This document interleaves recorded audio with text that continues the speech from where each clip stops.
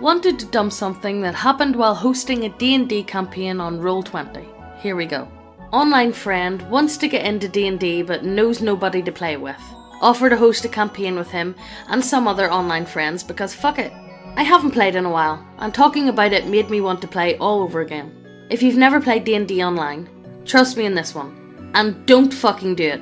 IRL D&D is a million times better. I can completely agree with that, be honest with you. Roll20's such a dick pain. Roll20 is the bane of my fucking life. I absolutely hate the software. It's too complicated. It's really bad. I just like to be able to show up at a place, fucking bring your dice. Bring a model if you got one. Bring your wee bag of dice and be like, right boys, ready to roll. Exactly.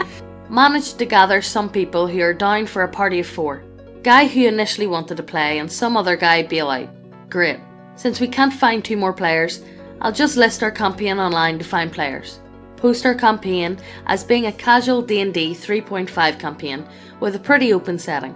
Get some applications. Some dude who can't write a fucking sentence of English properly shows up with his silver brow human bard chick with an anime for a reference pic. You know it's never good if they show you that. Like this is kind of what. This is my character. It's like an anime cat girl. Whenever he says can't speak anything in English, is he referring that maybe they're non-native English speaker, or they can they not, or they just dyslexic or something? No, they're just like an insane weed talk. Oh, yeah, exactly. You know what I'm on about. That's what I'm talking about. My autistic self somehow thought this would be fine, and this would fit in with my 2 other close friends who have little to no experience with D&D. The other dude rolled this generic human cleric. Day of the campaign, we all show up. Party is composed of a half-orc fighter and a birdfolk druid, played by my newbie friends, and the other dude's anime bard thingamajig, and this really generic sand cleric. The guy playing the bard chick has a thick Swedish accent. Oh, that explains it then. And can barely muster comprehensible sentences, both due to poor grammar and his weird Swedish accent. What?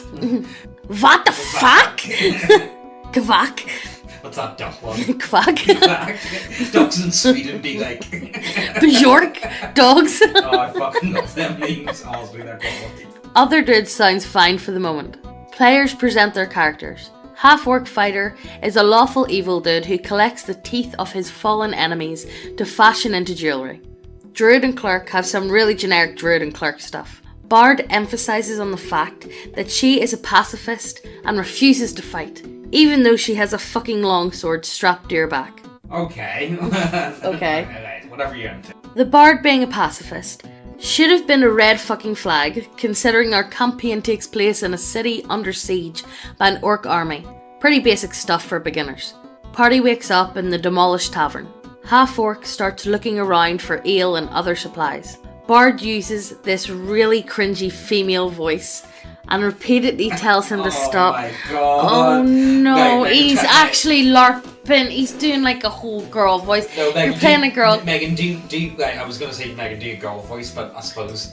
Everybody thinks I'm a 10-year-old pre-pubescent fucking boy anyway. Yeah, So. I've gotten chained up in my fucking audio. Oh, please stop! Oh, please stop! Oh my god, so offensive to Swedes. I'm so sorry. What the fuck? Oh, I'm so tired. Half-orc doesn't give a shit. Find some pots and some money lying around. The half-orc being useful and the bard telling him to stop it is going to be a recurring thing. Eventually, a scared dwarf barges in the tavern and starts telling the party to pipe down because orc patrols are coming. Before the dwarf can explain this, half-orc smacks him unconscious in a single blow. Oh god. Right, this isn't going to end well at all. Entire party is rightfully mad at him. Decides to use his potion of cure light wounds he found to heal the dwarf so he can wake up and keep talking.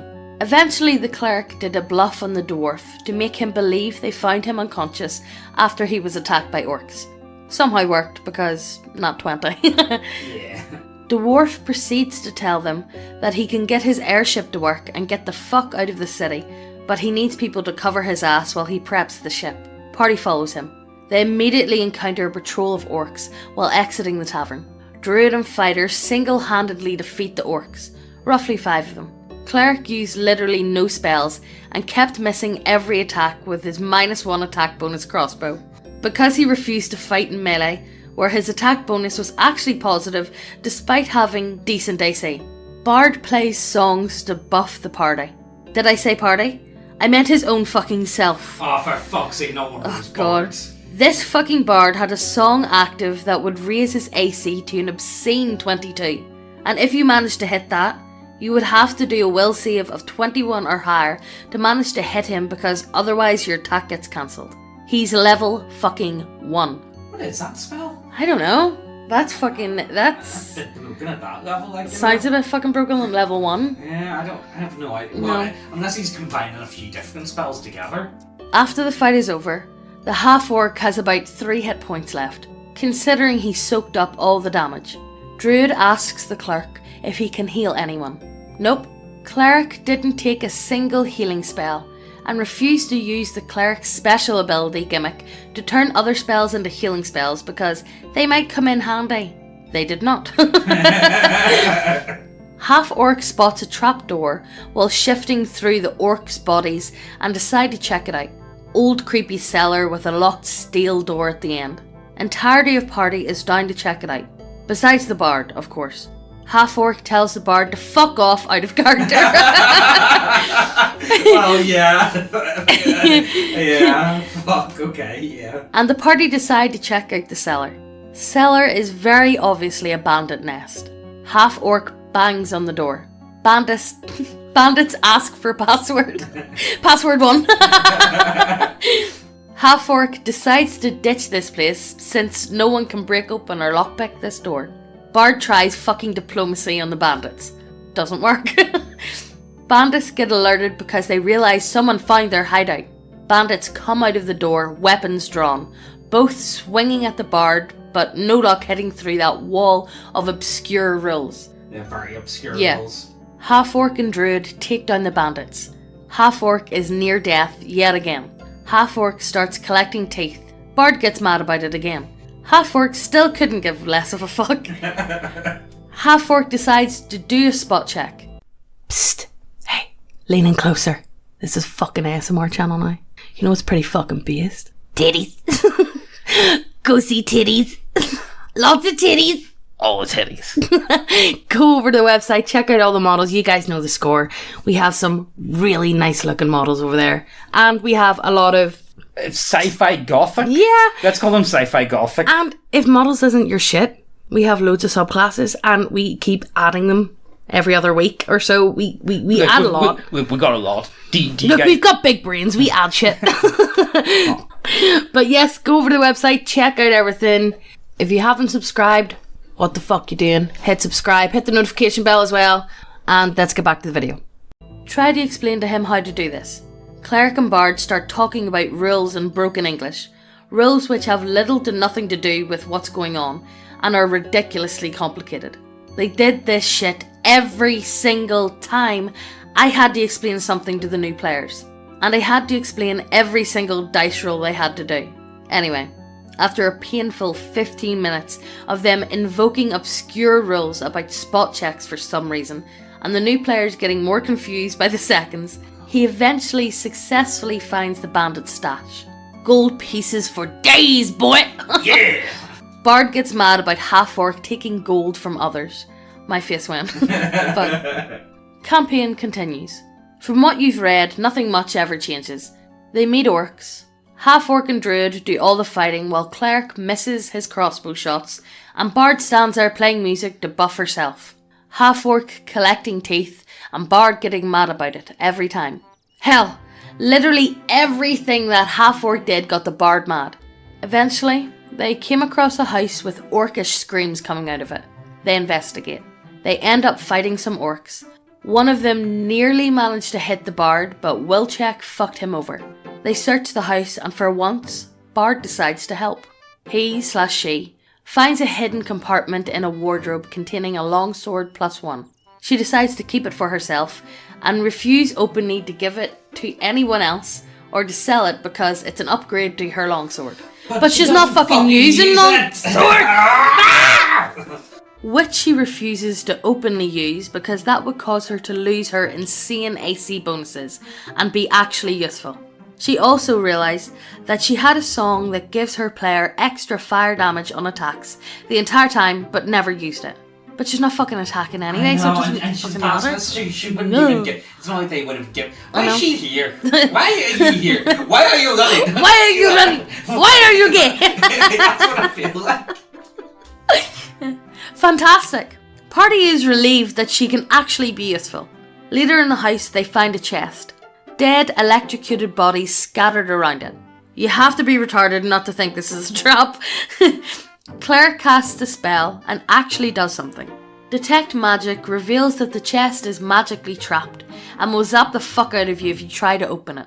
Half-Orc decides to carry the chest with him and eventually pay someone to remove the trap and open the contents. Bard and Cleric go hysterical about rules. Not mad or anything, but they just start explaining random and pointless rules for a good 20 minutes.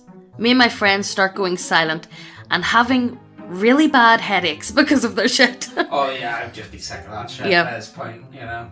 They later find some ale kegs and Half-Orc invites the party to drink. Bard wildly opposes. Gets told to fuck off once more.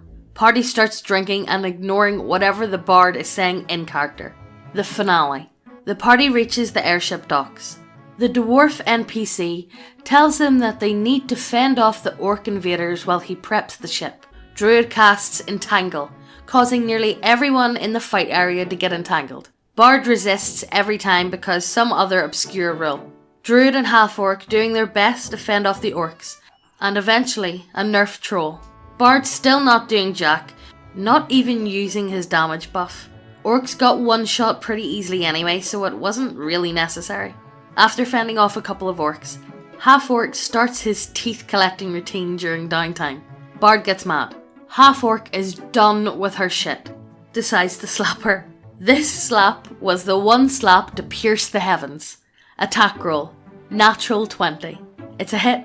Still needs to do a will check with a DC of 21. Natural fucking 20. Hey. Bard gets smacked unconscious for all her hit points. Did I mention the airship docks were on a cliff? And that she was right next to it? Falls down. A nigga dead. Bard player isn't even mad about it. Cleric says he has to leave because Job called him. Eventually we agree to stop the session and assume the party fought off the orcs. Bard and Cleric still think we are playing again with them. Bard is still messaging me, wondering if his Bard is still alive. They are still trying to contact me on Roll20 to this day. So yeah, don't play with randoms on Roll20. Keep D&D the way it was meant to be played. Pen and paper, and no pacifist half-dragon edgelords.